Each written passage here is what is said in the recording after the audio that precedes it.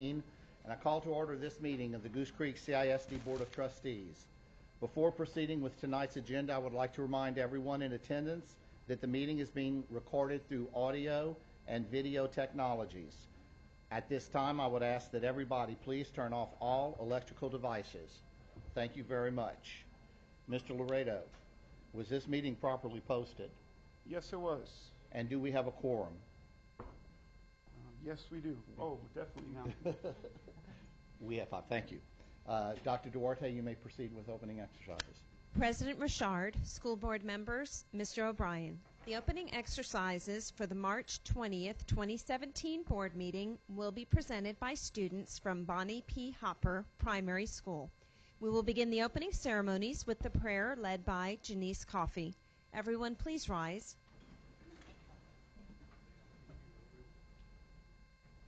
Lord God, we thank you for this opportunity to meet, to help make plans for the future of our school district. We thank you for the many students who are here tonight and those who will be honored tonight. We thank you for the guidance that their families give them and that their teachers give them. We appreciate so much the hard work of the teachers and the staff of our school district. We ask that you give us wisdom as we meet this evening, that you guide us in our deliberations. We ask you also for safe travels home for all of our students. And as we are beginning the very ending portion of the school year here, nearing the end, we just ask that everyone remains focused on doing their very best in all of their classes, and that the school year comes to an end in a very pleasant fashion, and that it blesses us all. We thank you so much for your many blessings. We pray in your most holy name. Amen. The pledges will be led by Elias Rodriguez and Kinley Felder.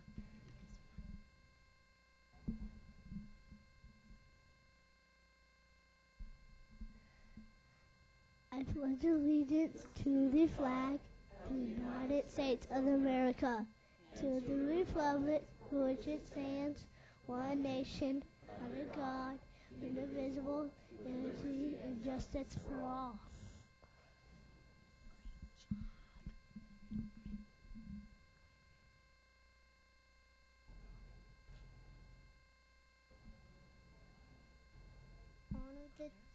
Honor the Texas flag.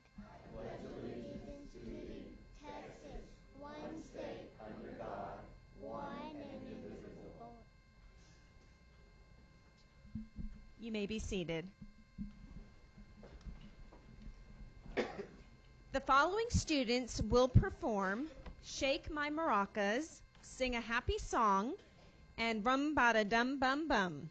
The students performing are Tristan Coburn, Jonah Dwyer, Kyra Edwards, Kinley Felder, Jasleen Gonzalez, Connor Lucas, Ember Palmer, Peyton Pierre, Haven Ramirez, and Elias Rodriguez.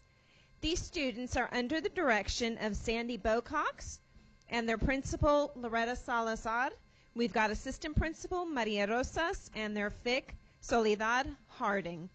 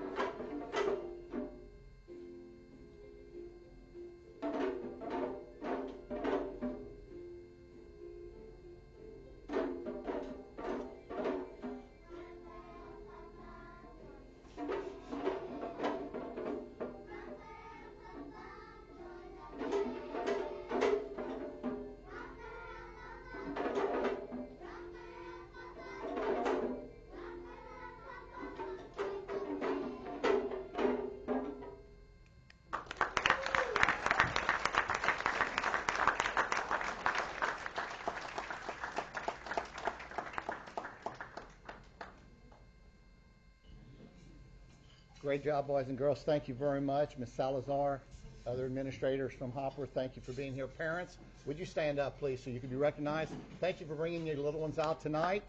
Thank you so much. And word to the Executive Council, I think Mr. O'Brien has 2 or 3 team building exercises he just learned for y'all tonight. We're going to be banging the drum at the next one, at the next meeting. So I saw some of the parents were mouthing all the words to the song as well. So I know the kids have been practicing at home as well on that. So great job, parents. Our first recognition for tonight is the district's Fine Arts Outstanding Students. Philip Morgan, our Director of Fine Arts, will be recognizing our students this evening. Is this the one we're going to take just a school picture? We're going to take the school picture, all the individuals? Oh, they have a plaque already, though, right?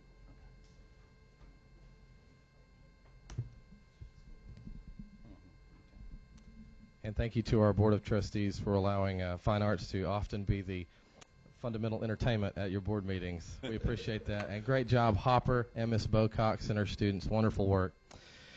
Board of Trustees, Superintendent O'Brien, Assistant Superintendent Dr. Duarte, thank you for the time to honor our superior student achievements in fine arts tonight. These students we recognize this evening are those who have earned the highest honors in their respective programs across the state of Texas. They represent the absolute best in our fine arts program, standing as state-recognized and elite-level testaments to their peers, instructors, friends, and families. Individually, these students represent the top 2% or better in their arts programs across the state of Texas this evening. We pause to thank the GCCISD Board of Trustees, Superintendent O'Brien, Assistant Superintendent Duarte, and our administrative and campus leadership teams for their support of these talented and committed student visual and performing artists. The program directors, the teachers, in art, band, choir, theater, dance, and orchestra this evening that stand before you were critical in the development of the student talent. As a potter molds the clay, so these individual, influential, and brilliant educators have shaped the learners and poignantly steered their vision and their talents this year.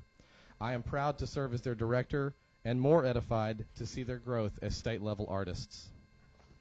We would like to recognize the students and teachers listed below for their superior honors in their respective programs for the Houston Livestock Show and Rodeo and Texas All-State Music Theater and Dance Groups. First, the Texas Dance Educators Association 2017 All-State Dancers. From Robert E. Lee High School, a senior, Miss Giselle Perales.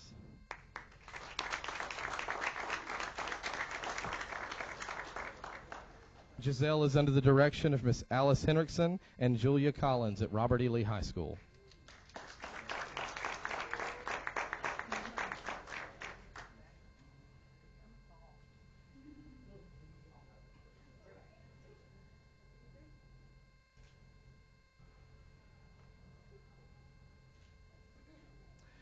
A senior at Goose Creek Memorial High School, Jaylene Marquez. Jaylene is under the direction of Larissa Coy and Marissa Coy Yepes, directors at GCM Dance.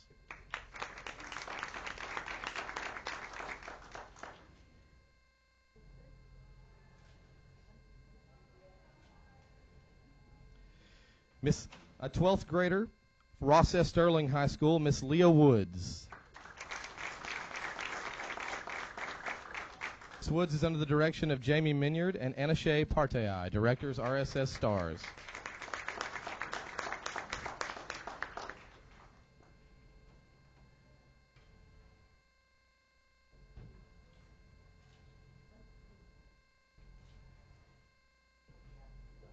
Goose Creek CISD presents the Houston Livestock Show and Rodeo School Art winners from this year. First, from our high school, Mrs. Skylar Newton, a freshman, Goose Creek Memorial High School. Miss Newton won the high school Best in Show for GCM's Rodeo Art Show this year, and she is under the direction of Miss Jonna Morris, Goose Creek Memorial High School, Visual Arts.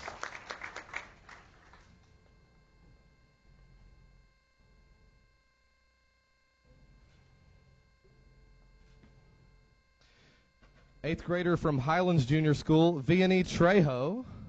Vianney Trejo, go ahead and come up. Ms. Trejo is under the direction of Ms. Carla Griffin, visual arts instructor at Highlands Junior School.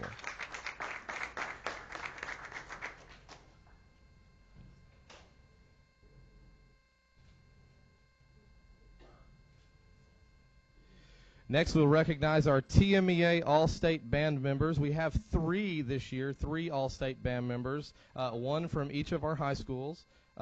Unfortunately, some of them could not be with us this evening, so we will begin by recognizing one who is out at I believe he's training for a national gymnastics competition this evening.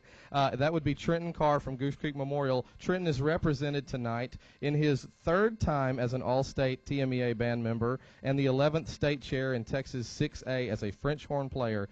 Tonight, his directors represent him: Head Director Richard Lewis, Assistant Director Lisa Hughes, and Assistant Director James Boudier.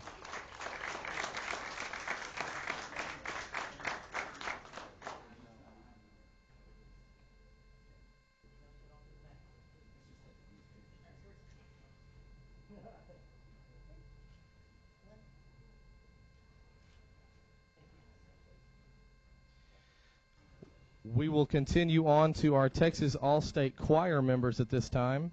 Our first All-State recoglee is a first-time Texas All-State Choir member, making the highest level choir, the TMEA Mixed Choir, a senior from Goose Creek Memorial, Erica Inman.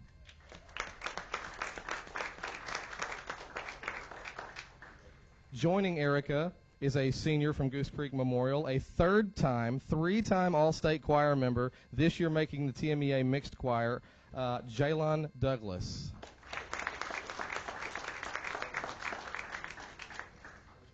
And joining Erica and Jaylon, a first-time All-State member, also a member of the TMEA Mixed Choir. And I'm going to give you a statistic at the end of recognize our choir students. There's the men's choir, the women's choir, and then there's the mixed, and that's the highest, most elite level choir, and all 5 of our All-State vocalists made the mixed choir this year. So they are the elite of the elite. Our final from Goose Creek Memorial High School is the senior Courtney Riffle.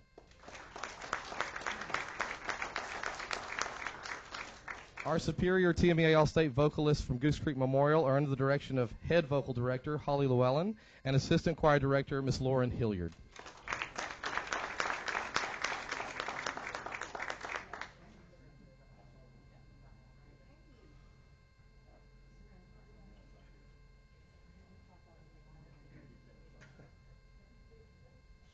Choir, a senior first-time All-State Choir member, Mr. Peyton Mosley.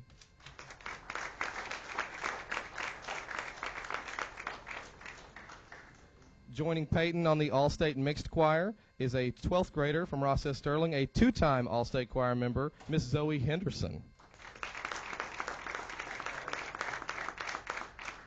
Peyton and Zoe are coached by their 2 vocal directors, Head Director at Ross S. Sterling, Levi Duncan, and Assistant Director, Mrs. Courtney Howard.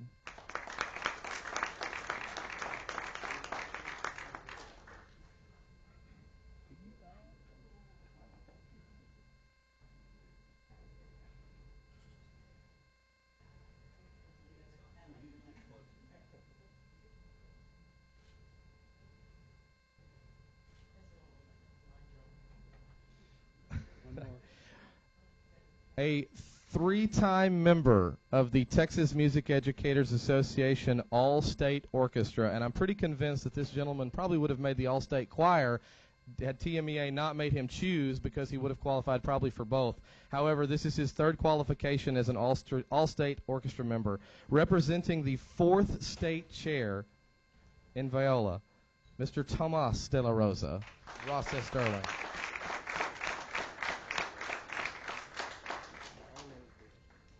Joining Tomas is his director, Mr. John Young of Ross S. Sterling and Robert E. Lee High School Orchestras.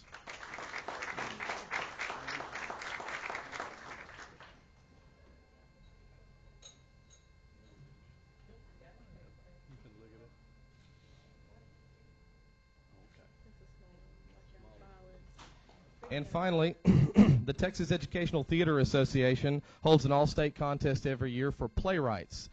There were 3 student playwrights that were represented in the full-length play category this year, and all 3 state champions are represented from one high school in the state of Texas, and all the schools in the state of Texas, one did it, and that's Goose Creek Memorial High School. 3 Texas state champion playwrights. An 11th grader, Miss Allison Halsey.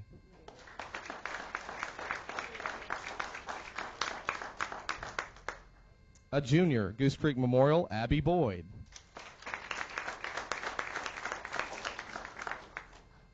And a senior, Goose Creek Memorial, Miss Tiana Montgomery. The All-State Playwrights are represented by their 2 directors, GCM Head Theater Director, Miss Nina Saunders, and Assistant Director, Alicia Green.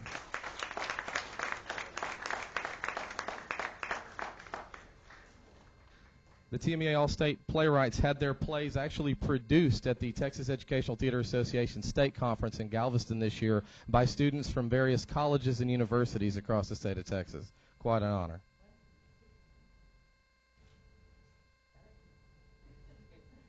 You got 2 behind. Good deal.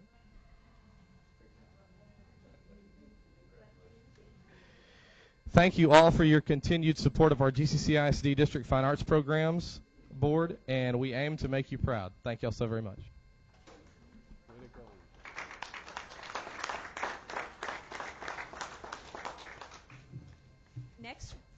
Next, we will be recognizing our Scholar Athlete Awards, which are presented to athletes who are involved in varsity sports. These students demonstrate leadership and our exemplary performance in team athletics and in the classroom, as well as participate in community service.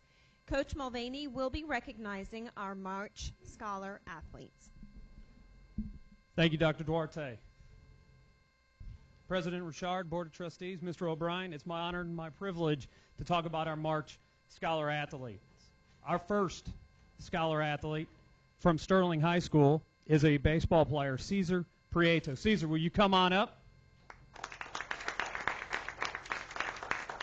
Is under the direction of Coach Adam Shibley. Coach Shibley, you're here. Come on up, too. And Principal Nathan Shattuck. Yeah, you can give Coach Shibley a round of applause. Caesar, a junior, is 21st in his class of 595. Caesar's been a starter for the past 2 seasons. And Coach Shibley states, Caesar is a fantastic example of what a student athlete should be. He has incredible passion and work ethic on and off the field. He is a tremendous representative for our program, and we have already witnessed great things from Caesar and expect to see more great things out of him moving forward. Cesar Prieto, baseball, Ross S. Sterling.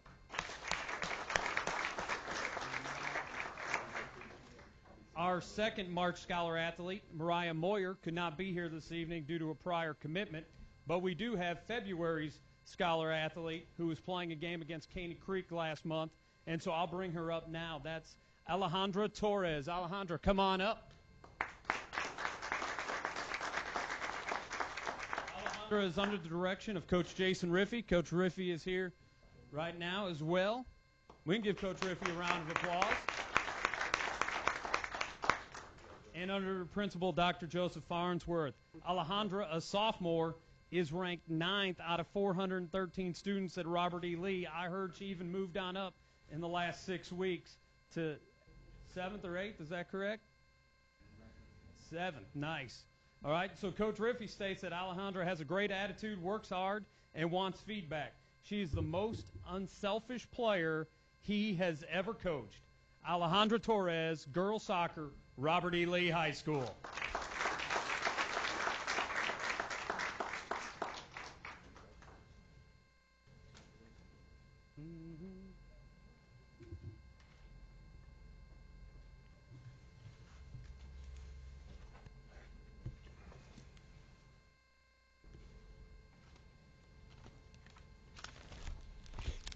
All right, thank you to all of our presenters tonight, to all parents, students who were here. Keep up that great work. We really appreciate it. Next on our agenda is citizen participation. Ms. Garcia, do we have anyone signed up? We now move to item number 5, the approval of minutes from the February 27th, 2017 regular board meeting. I move to approve the minutes from the February 27th regular board meeting. Second. Motion from Ms. Coffey, a second from Mr. Sampson to approve the minutes as presented. Is there any discussion?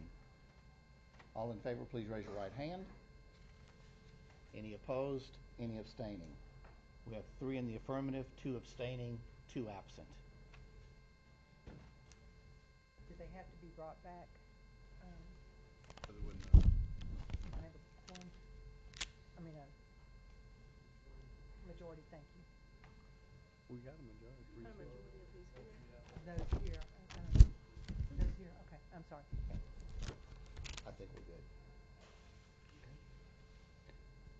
Next item, discussion items, superintendent's report. Mr. O'Brien? Yes, we have Mr. Mulvaney will be presenting to us this evening under the superintendent's report, the state of GCCISD athletics 2016-17. Mr. Mulvaney, you're welcome to come on up.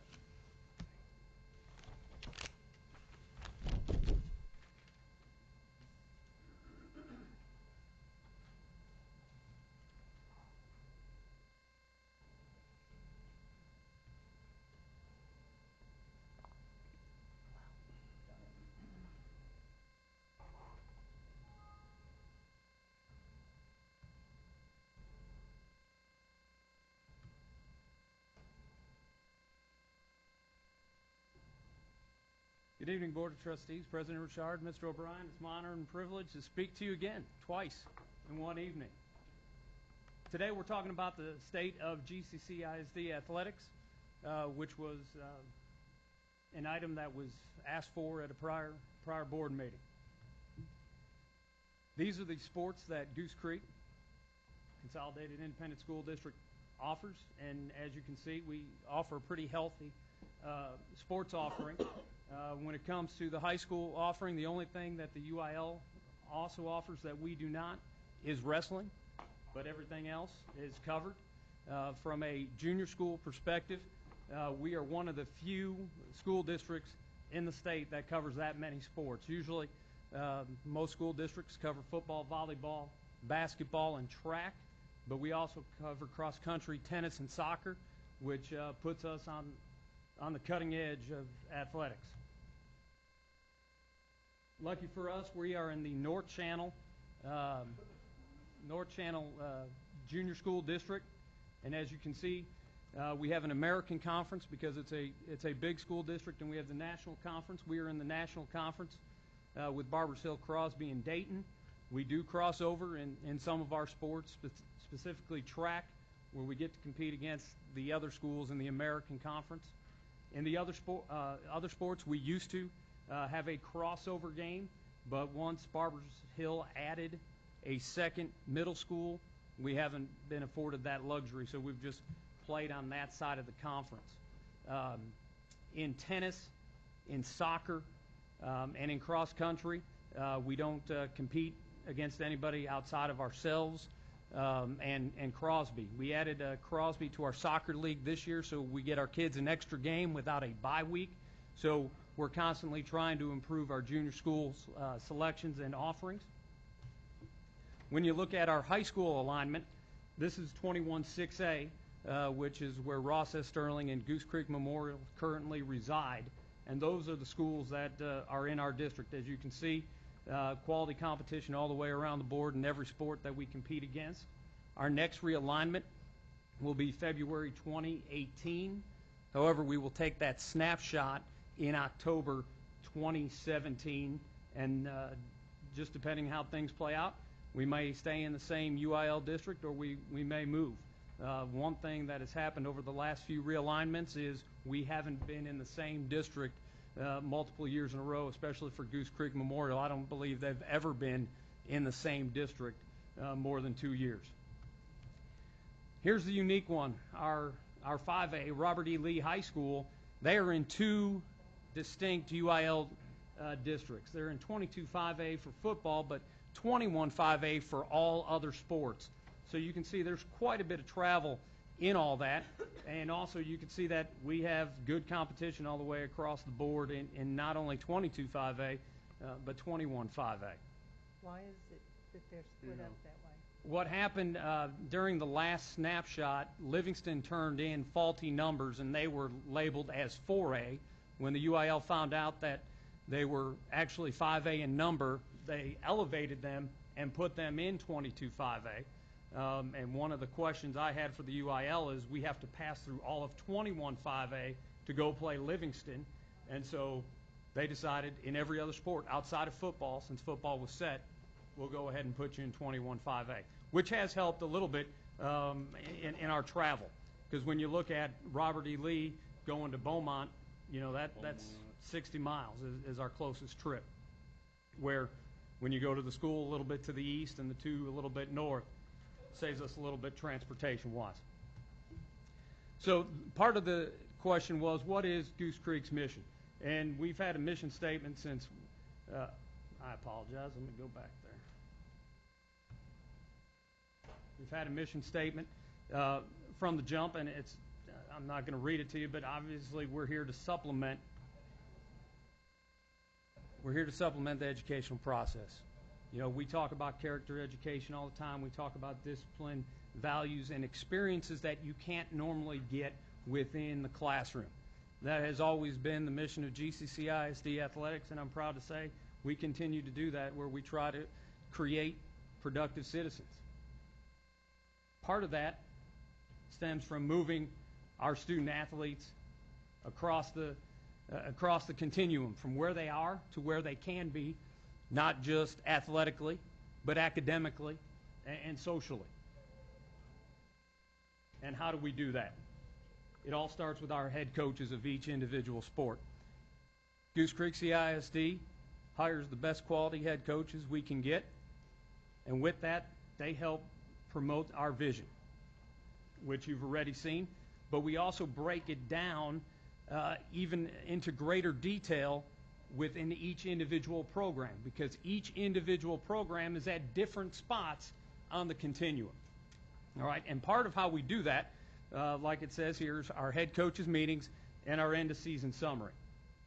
And now our end of season summary, what we try to do is we have our coaches, our head coaches, get together with me and we visit on these topics that are right there. Talking about schedules and results, who's all district. You know, we talk about projected numbers for the next season, off-season expectations, and we discuss this in great detail. This meeting usually lasts 2.5 hours, because I want to see where our coaches see our futures at. I want to make sure that we can support them in their vision as well. And sometimes that spins off into different issues, like, Coach, we really need, you know, these supplies. You know, I could really use this on my, you know, baseball field or whatever it may be for you to look at. I don't know if you've had time, but one of our end of season summaries is here from Ross S. Sterling Football, and I'm not going to go through it and break it down play by play, but you can kind of see how Coach Sawyer did it. Coach Sawyer's also in the audience, so he did a good job with his end of season report, and we had a good meeting on it. You know, you talk about who our all district selections were. You know, so you can see those kids on it, and if they're coming back or not, because there's the roster. We broke down the participation numbers. 196 is good. There's no doubt about it, but Coach Sawyer and I talked about it, and he's got projections here of over 200 for next school year. He broke down the demographics. As you see what the current seniors from this past year were in 2017, as you see, that looks a little bit different than what his current freshman class is, the class of 2020. So here's the projected numbers like I talked about. And that's part of what we're striving to do, is get the most student athletes involved in not just football, but sports in general. This one's specifically football, but we're trying to get more kids involved, because the studies show that students are better academically and socially if they're involved in things within their high school. And that's part of our mission athletically. So this is just one such one, and I ask you to feel free to go back and look at that, and if you have questions on it, you know, let me know. Here's one from our Goose Creek Memorial High School volleyball team, which our volleyball team did a great job moving on up from 5A to 6A and ended up making the playoffs, making it into the second round of playoffs. Varsity came in first at the Dickinson tournament. And as you see, when we get to individual and team accolades, there are quite a few for that team. And this is all good information to always have. And then you look at their roster, you see where they are at. You see that Coach had a typo on this. Kendall Haywood is a junior, so they only had 3 seniors in last year's team. So we expect great things of them coming forward with pretty much everybody coming back outside of those 3 seniors. Now, I will tell you, one of those seniors was their 3-year starter, who was a setter. So they're looking for a setter. That might be the weakness, which when you talk about where they're coming next year and the offseason expectations, that's one of the things that Coach Ryan Veen is going to address, and talks about the 2-year projection with the program. So this is how we help get our vision, and we do that with all of our coaches, not just those 2 that I showed you, but those are 2 from the fall. One question was, where have we been athletically? Where are we going? This spreadsheet goes through all of our records over the past 11 years. If we scroll all the way over to the right here, you can see what the winning percentage has been over that time. So you can see where each program has been at. Sorry, I apologize. Historically. I'm happy to say that I can add 2 more yellow.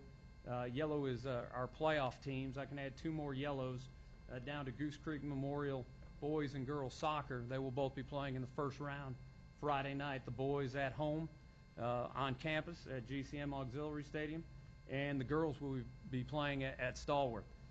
We'll give you some more information on that here in a little bit.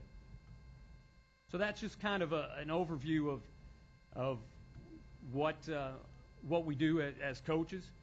One of the questions that came up was our relationship with our parents. The requirements that I ask all of our coaches to do is have a preseason meeting with our parents in one session, so that way there are no questions. People can't misconstrue and not understand what the expectation the coaches are. This also gives the coaches or the parents an opportunity to ask questions. Then at the varsity level, we follow that on up with home visits, because what we want to do is build rapport with our parents and with our parental base, because sometimes there are going to be some questions. And if you already have a great relationship with that parent, and that parent has a great relationship with that coach, they can go and ask questions and bounce some things off of each other. It also helps to set some ground rules with that as well, where our parents know that our coaches at the varsity level are doing everything that they can to win ball games, where at our under levels are developmental squads, where we're trying to build the player, but at the varsity level, we're trying to do our best to win ball games. Relationships with parents, we also want to communicate the best we can with schedules and changes and things of that nature. And the expectation of our head coaches is that we're available. Maybe not available when that parent wants to come and talk to that coach, especially after a heated game. That's not the right time to have a meeting, but availability after that point. I know there was a question from Mr. Sampson about complaints. If you ever field as a board of trustees, field any complaints, feel free to send them my way. Here are my phone numbers. I usually do a very good job of handling most of the complaints that we have in an informal nature and an informal tone, and usually our parents are happy with the outcome. 9 times out of 10, it's just a miscommunication where all they have to do is speak to the coach. Sometimes things don't always work that way, and then that's when I usually step in. But we always want to try and handle situations at the lowest level possible. So starting with that coach in question, then to the head coach, then to the campus coordinator, and finally me, if possible. And there was another question about how we handle junior schools and chain of command and how that relationship is.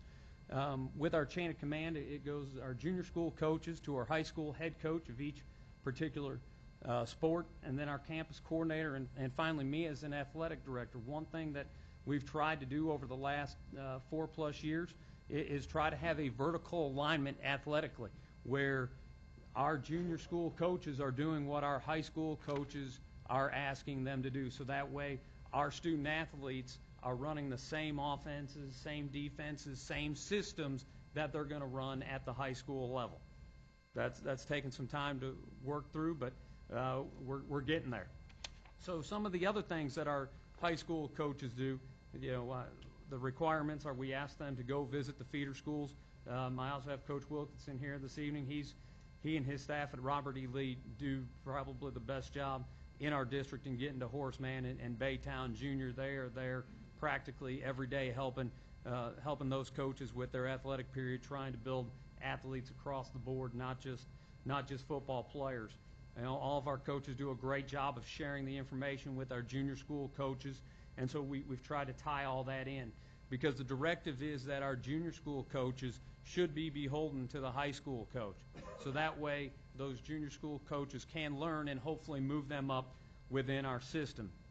Also, ideally, and this is working with our campus principals at the junior school, we want our campus coordinator to help hire those feeder school coaches. There was also a question about athletic scholarships. Over the last 2 years, you can see 13 Robert E. Lee students have earned a scholarship, and 46 in the last 10 years. GCM 24 in the last 2 years, 67 in the last 10 years. Ross S. Sterling 26 and 81 in the last 10 years. What I have right here are the list of the scholarship recipients over those 3 campuses over the last 10 years, and you can see it's quite extensive. One thing that you will notice on the list is that there aren't a lot of major Division I universities. You don't see a lot of University of Texas or Texas A&M, and that's not necessarily because those schools don't come here. They do. It's trying to match our talent level with where they can play, if they want to play.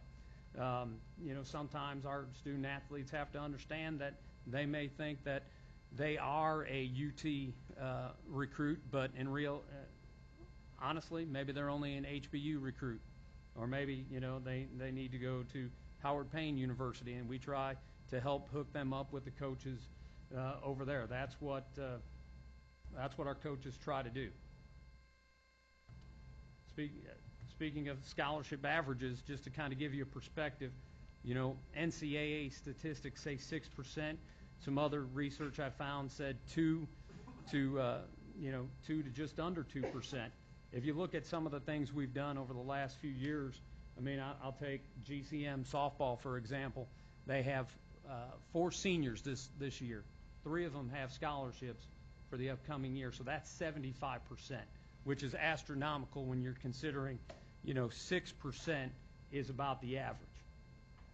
If you look at our football programs, GCM had 5 signed out of 23 seniors, which is nearly 22%. Ross S. Sterling had 5 out of 31 seniors, which is just over 16%. And then Robert E. Lee had 1 out of 24 seniors, which is 4%. So what do we do as coaches?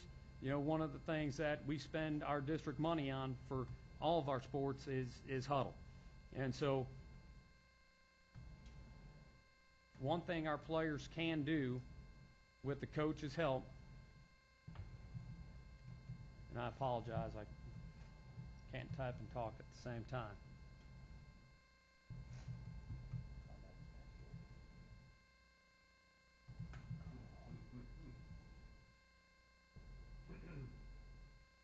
So we use huddle, and within huddle, kids can create their own highlight videos, and then they're able to not just have our coaches promote them, but they can promote themselves. If they have the college coach's email, they can share it. You know, when you share it, you can share it on Facebook, Twitter, or you can copy, like I said, the URL and send them in an email. You know, our coaches do a good job of sharing the video with our kids, so that way they can create their own videos.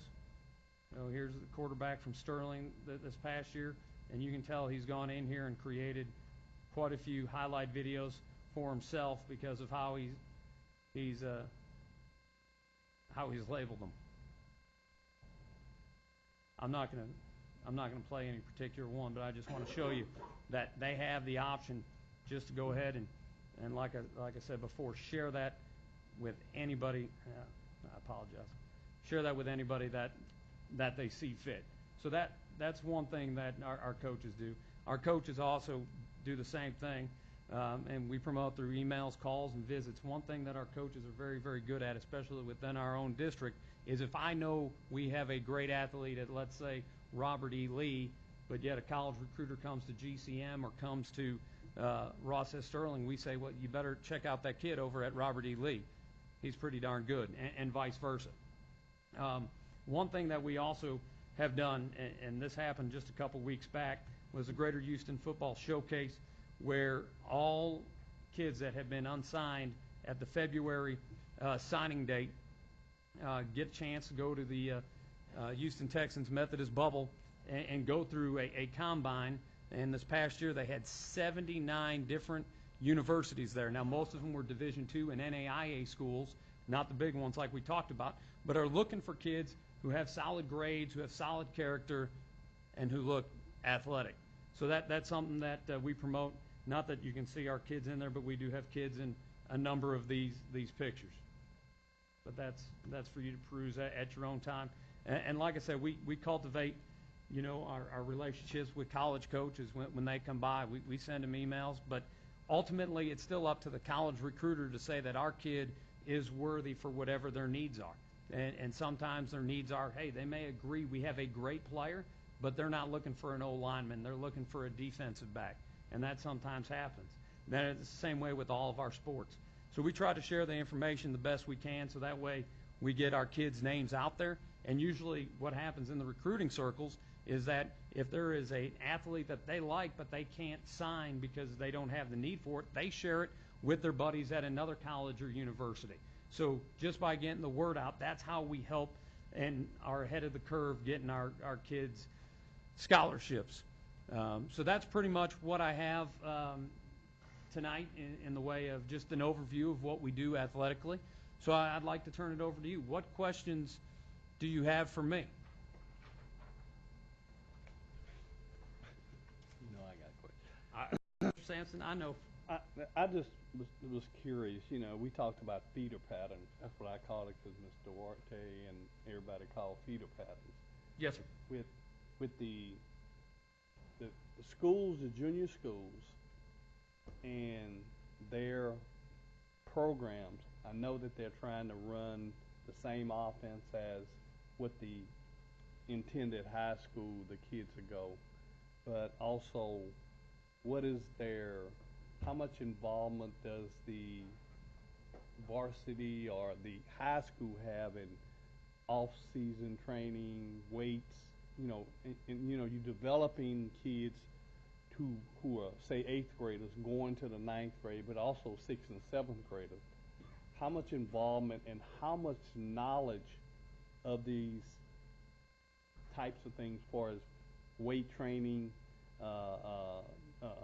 proper diets, things that, you know, running techniques and all of this, does your junior high coaches have? Because, you know, I could be in high school coach and I could come down there and say yada, yada, yada, yada, but if you're a junior high coach and you have zero knowledge of football or athletics, then it's a disservice to your kids who are there, who want to learn. So when they get to the 9th grade, then what you have is you have your high school coaches now trying to retrain kids who didn't get it at the level they were at the 8th grade, even though they put it there for them, but they didn't get it. So now you starting you got an 8th grade coming to 9th grade, and you actually starting all over again. And now you're a year behind the curve. So instead of having a productive, fast, stronger kid coming to the 9th grade, you got a kid that really doesn't know what's going on. And I've been to some junior highs that, some of the kids, they practice for 2.5, 3 weeks before they play their first game. They get out there the first game, and they don't know how to even line up. And that's embarrassing when you think that they should be able to do this. That's where, one of the things that I think that, and I don't know how much they're doing now, each of the head coaches, and how much they let their staff get involved in some of those things, because I know it's all about winning. They have to do what they have to do, but also it's all about producing product to come up to be able to be a winner. Yes, sir. We try to have a grassroots effort. I mean, and we have some coaches, I'll be honest with you, that are better than others at cultivating that grassroots effort down at the junior high level and down at the elementary level. We have some coaches that do some great things at their elementary schools, like showing up on game day to help get the kids off the bus, just to get them excited about being, a Patriot, a Ranger, or a Gander. Mm-hmm. I mean, we have that. Are all of our knowledge base at the junior school level the greatest? No, but that's where we're learning, and that's where we're trying to cultivate our younger coaches to become better, because the good programs move people on up within the program. And that's been my charge to our coaches, not just our campus coordinators, but all of our head coaches, whether we have that sport at the junior school level or not, to be down there, visit with our junior school coaches, help them through off season, teach them. And we have some great junior school coaches that are soaking it up like a sponge. And then we have some that, we have to move along that continuum as well, like our student athletes. Yeah. And that's a great thing about the profession that we're in, is we either get better or worse every day, and we try and help our kids get better each and every day. And it's the same way with our coaches. So my thing is, if we have that lack of at that level, but we have strength at the secondary level, do we, and maybe I'm blind to it, do we ever send the coaches as a group to any type of coaching clinics in the summer? We do a number of things, and the first thing that we do, Mr. Sampson, is we have our high school staff in all of our sports clinic, our junior school staffs, or those coaches that are coaching that particular sport. So that's the first thing, so that way they understand what the expectations are, what our terminology is, what we're trying to get accomplished. So that's the first thing. Second thing is we have exchange days, and all of my coaches, and Dr. Duarte isn't going to like to hear this, so I apologize, that our coaches aren't expected to go to a social studies in-service over the summer. They're not expected to go to a PE in-service. They're expected to go to a coaching clinic, so that way they can learn and get better, because part of their job is being a coach. Well, and that's good, but out of all the sports, football is like a team sport. Yes, sir. And I think that if you got a coaching staff at Lee or Sterling or Goose Creek Memorial, I think that all of the coaches should plant themselves at a clinic together where everybody is learning, and the curve goes away, because now everybody's learning about something in that particular area. And then if they're going to bring it back to the junior level, then so be it. If we have the resources, then it would be nice to have how many coaches you have at a junior level also do this and just alternate. But I think that in order for the programs to uplift is the feeders. We have to get better in the feeder path. Yes, sir, I agree. And can I just go in with that? Yeah. Do the junior high coaches have the opportunity to go to the Texas Coaching Association, the big conference every summer that's wherever in the state of Texas. So the junior high coaches Yes, ma'am. do go to those too. Not They do just go. the high school ones bringing the information back to them. No, ma'am. I can show you the travel that I've spent this past year on how many coaches went. Yeah. So that's something that we do provide, and that's something that Goose Creek's been awesome with. Is anytime we've needed to send our coaches anywhere for in-service, we've found a way to at least give them a flat rate where we can defray some of those costs. So the campus coordinator is the head coach? At our high schools? Yeah. Yes, sir.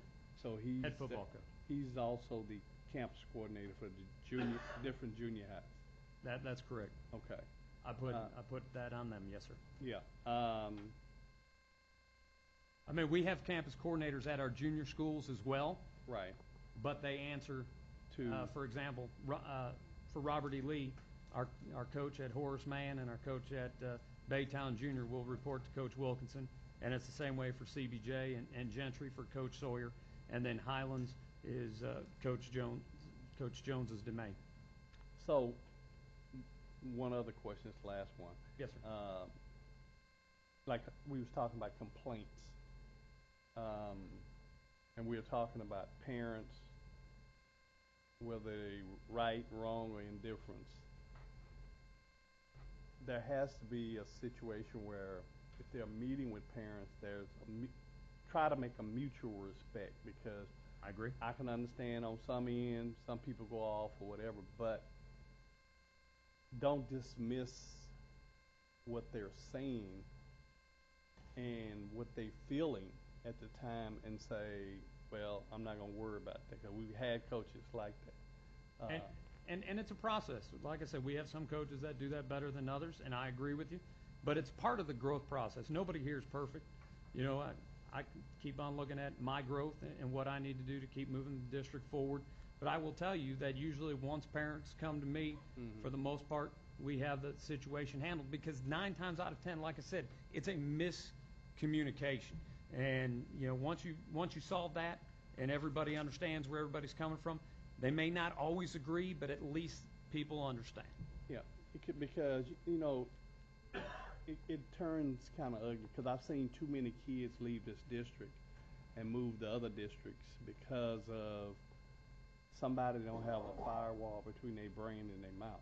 So I'm not sure, you know, if it's more of a training thing that we need to do for us communications or what, but you know, the 3 things like I was saying before is at the junior level, we got to get better at the junior level, because you know that when they get to senior level, they, you know, we struggling. Starts down there. Yeah. Yes, sir.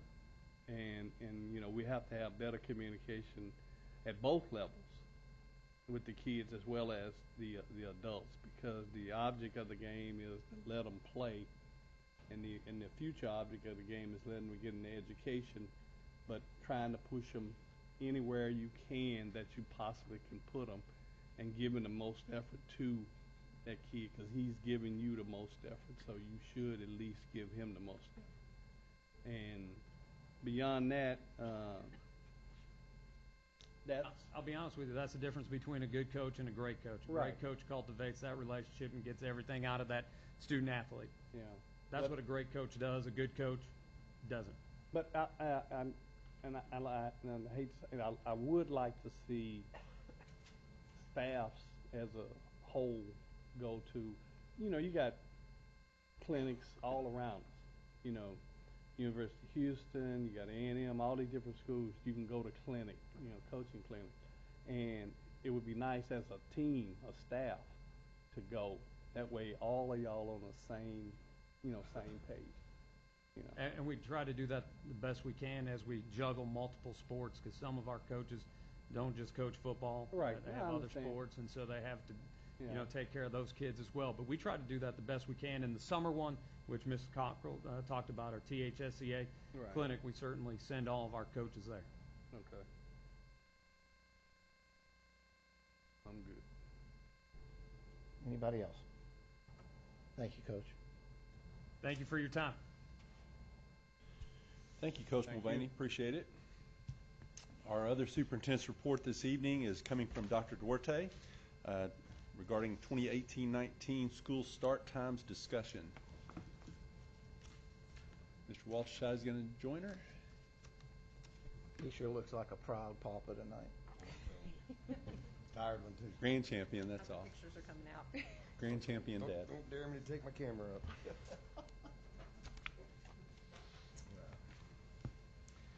Thank you for having us back. Very excited about some of the data. Last time we met, we were asked to go back and take 3 different scenarios and update them, tweak them a little bit, and bring back to you these scenarios. And what we've done is we've included the special ed routes. We've really done a good job on studying those so that we have a complete picture of what it would look like should we go with one of these options or stay with the current option. We haven't changed the times, except for, I think, in the last one, and we'll get to that here in just a minute. But as you can see, our current route data, as the times are right now, we have a total of, on our regular routes, is 110, and special ed routes of 33, so our combined routes is 143. Option 5 route data, when we looked at this, again, this was elementary A and B combined together going first with high school second and junior high going last. Our total combined routes would jump to 210 routes, or an additional 67 routes above our current data. Option 6, what happened there? Okay, that was elementary A and B, 745 to 315, junior high, and then high school would add an additional 54 routes or a combined route of 197. And then finally, option 7, where we maintained our 4-tier system, starting at 7:30 and ending at 4:30 with the high school, additional 40 routes or 41 routes above for a total combined of 184 routes. When we looked at this, we additionally wanted to look at what that impact would be, and I'll let Dr. Duarte take over from there. So what you have in front of you is some information that Coach Mulvaney put together for us, and we just wanted to be able to look at the impact for our high school students, especially as we look for their start to occur later and for them to get out of school later. And so he compiled each of the sports, providing the number of contests that they are allowed to participate in, and then the approximate start times for those events. So for example, if we were looking at girls basketball, sub-varsity would begin at 4 o'clock. He was able to show you in his report where they may be traveling to, so it kind of gives you an idea of the release time that would occur. So if our students were getting out at 4:30, their contests start at 4 o'clock on Fridays or Tuesdays, then they would be leaving school probably around 2:30. And so it just gives you a picture of the impact that would have instructionally on some of our students. On the next slide, in fact the next 2 slides, looks at our fine arts, which does not have as big an impact and scope because their competitions are much less frequent, and so it would just be 1 or 2 days out of the year that they would miss any instructional time for the participation. So you're going to see the band, the choir, and then on the next slide you've got dance, orchestra, theater arts, and visual arts, as well as cheerleading. So great opportunities that you can see that our students have to participate in those extracurricular activities. One of the things we wanted to do was break it down and see what the true costs were for our routes. You know, before I'd floated around a number of about $30,000, and that's historically what it's been. But when we start breaking it down, we got to look at a couple of different components, and one of those components is, of course, the benefits packages for our employees, and how does that break down? And as this slide indicates, and we got this data straight from the HR department, our base salary for our drivers averages around $22,000. And what that means is what comprises of their base pay is the morning route and then the afternoon route. Anything else is additional pay above. So when you add that additional pay per driver, it comes out with benefits to about $27,000 per driver. And those drivers are averaging, where's my average? About 5.7 hours a day and averaging $17.93 an hour for an average driver in our department. Majority of our drivers are making above $17 an hour. When we add all the other stuff, and this is based upon what we report annually to the TEA twice a year. One is based upon our expenditures, and one is based upon our mileage.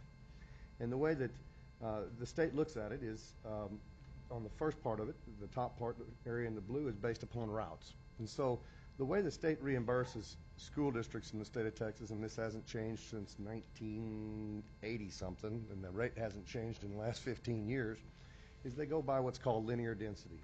In other words, how many students do you pick up per mile? And there's a formula that they figure, and they say, okay, if you pick up this many students per mile, you're going to get this rate, and so on and so forth.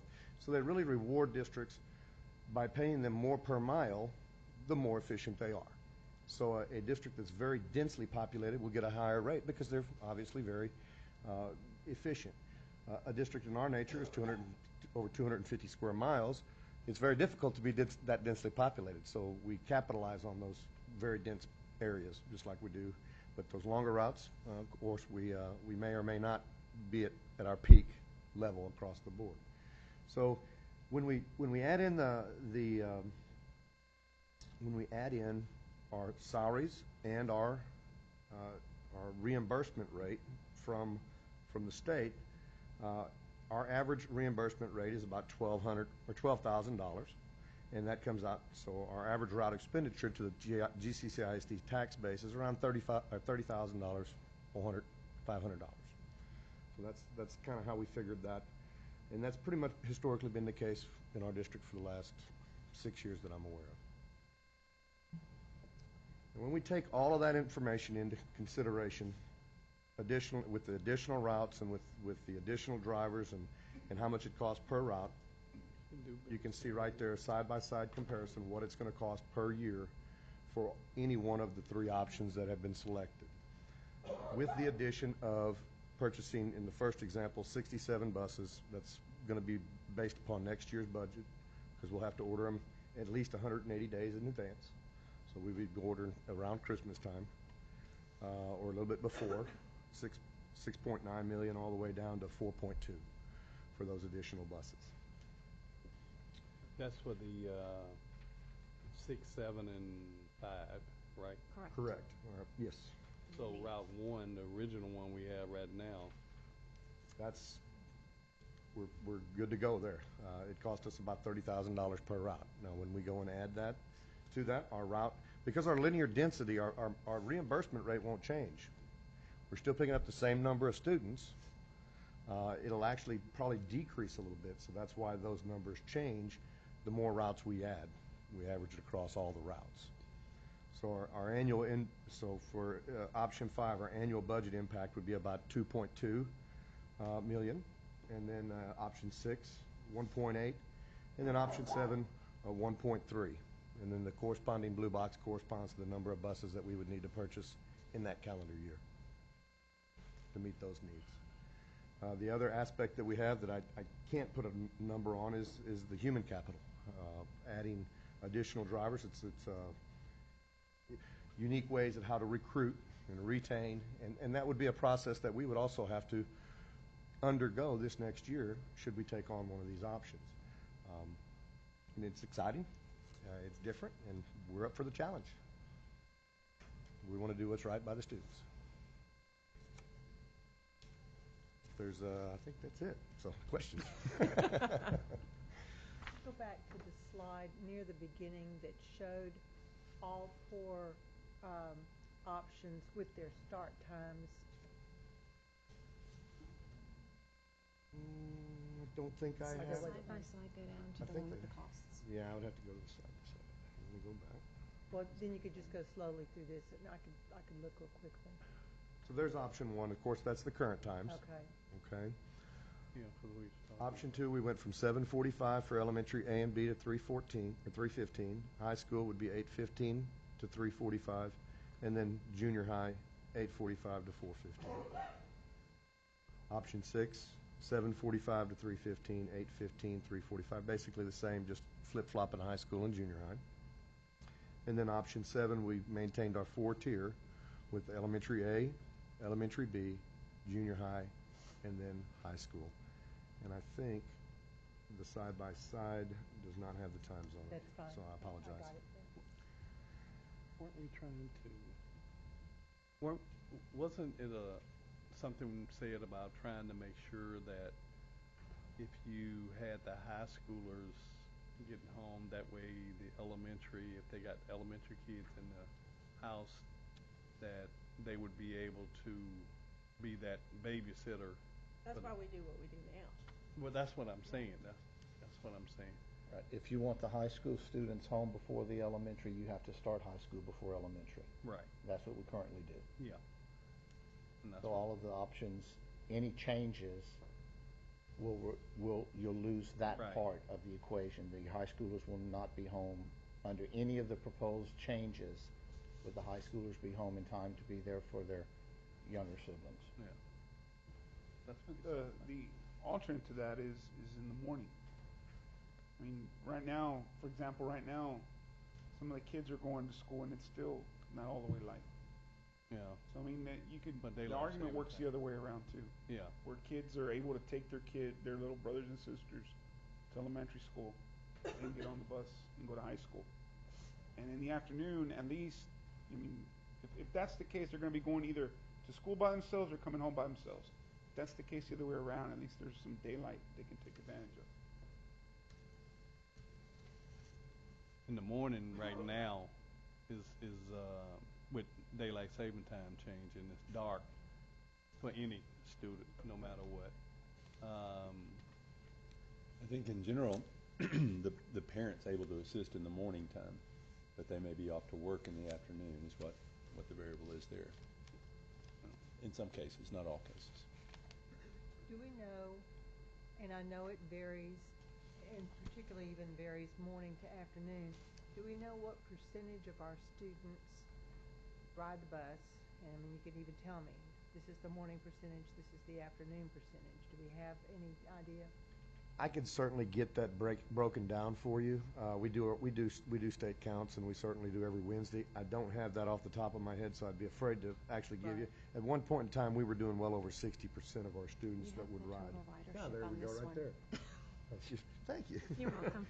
Now, this is based upon the afternoon, okay? I don't have it broken down by grade level in this, but in our numbers, we always say 16,000, okay? The reason we say 16,000 is because by the state mandate, we don't get to count all of our students because they live within that 2 mile, okay? So we only get to count the ones that don't, and that's the 14,690. Well, that's over 50% of our student body, and 16,000 would certainly be higher than that. So we roughly do say 16,000. I can certainly be more than happy to get you the breakdown by age bracket and grade. Well, and I am curious to know if you have any idea, do we have a higher percentage of elementary or secondary students riding buses? The largest group that we have riding buses, beyond a shadow of a doubt, is junior high. Junior high.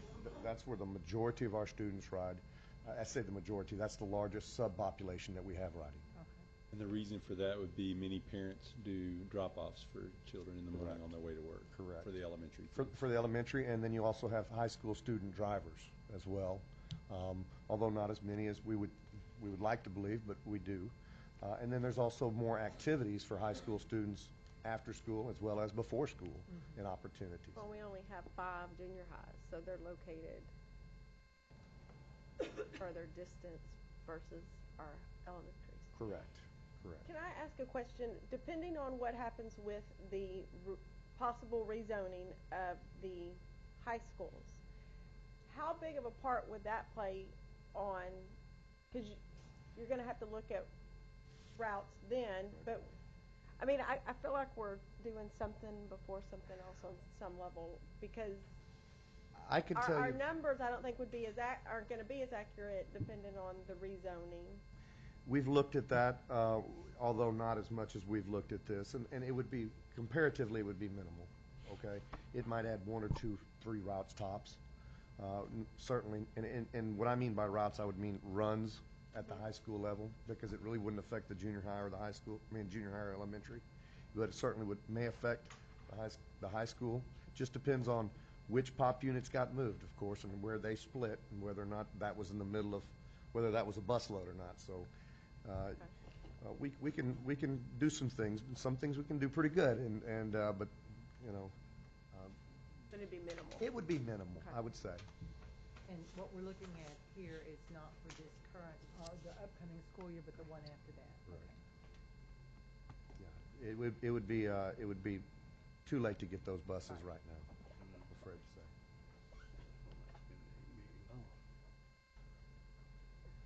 Any other questions? All right, thank you, guys. Appreciate your report tonight. It's 7:45. Let the record show that Mr. Poppy has arrived.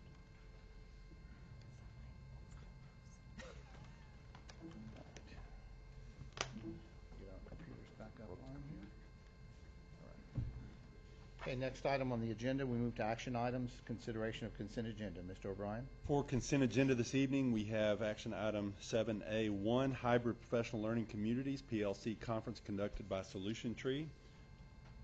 Number 2, Kagan Cooperative Learning Workshops. These are staff development for the 17-18 school years. Number 3, third option to extend CSP for awnings and walkway canopies. Number 4, third option to extend CSP for chiller services. Number 5, second option to extend CSP for audiological, audiometric equipment, supplies, and services. Number 6, foreign trade zone tax equivalency and contribution agreement and issue letter of non-opposition between Goose Creek CISD, the district, and TGS Cedar Port Partners, LP, the operator. Number 7, cancel election in single-member districts 1 and 2 for the board election on May 6th, 2017. Number 8, tax refunds. Number 9, budget amendment. Would anybody like to pull any of the individual items from the consent agenda? I'd like to move for approval all of consent agenda. Second. We have a motion from Mr. Laredo, a second from Ms. Coffey to approve consent agenda items 1 through 9. Is there any discussion? Hearing none, take a vote. All in favor, please indicate by raising the right hand. That motion will pass. 6 in the affirmative, 1 absent.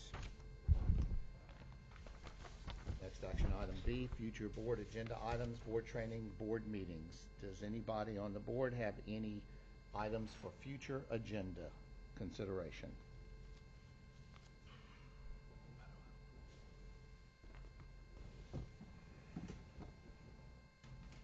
Okay, I guess I would ask, would the board like to see some type of recommendation for school start times for the 18-19 to be brought for consideration?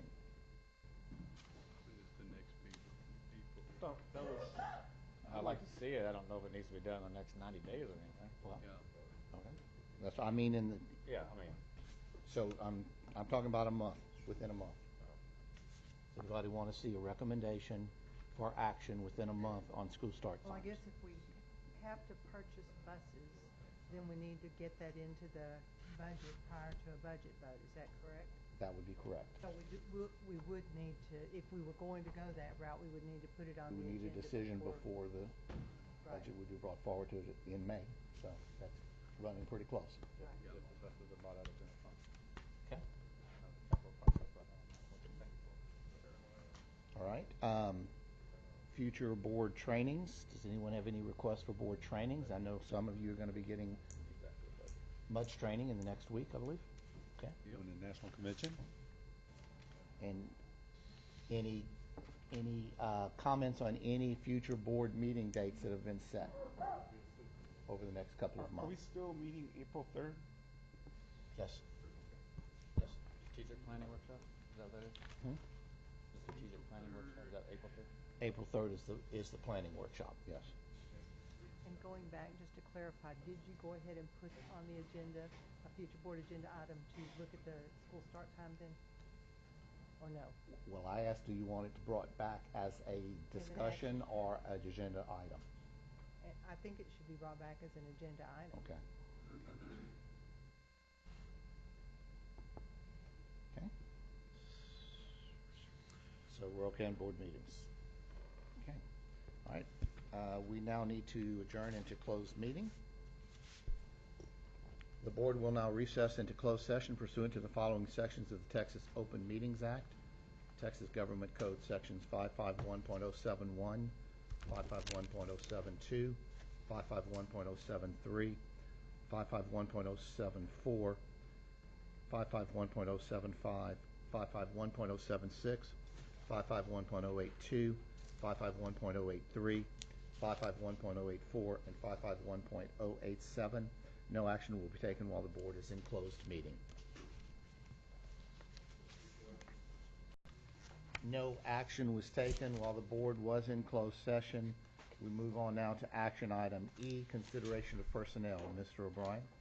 Administration recommends that the board accept our recommendations for elections and resignations of teachers I as move for presented. approval.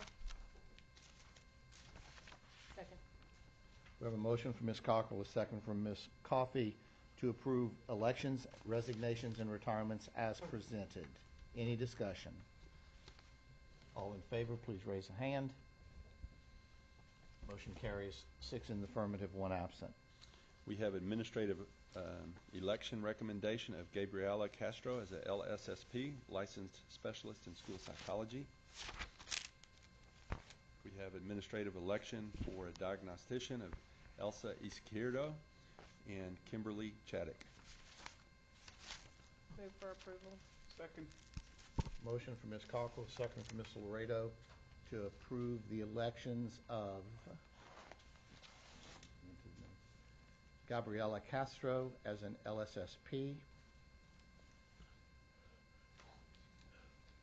Kimberly Chaddick and Elsa Izquierdo as diagnosticians.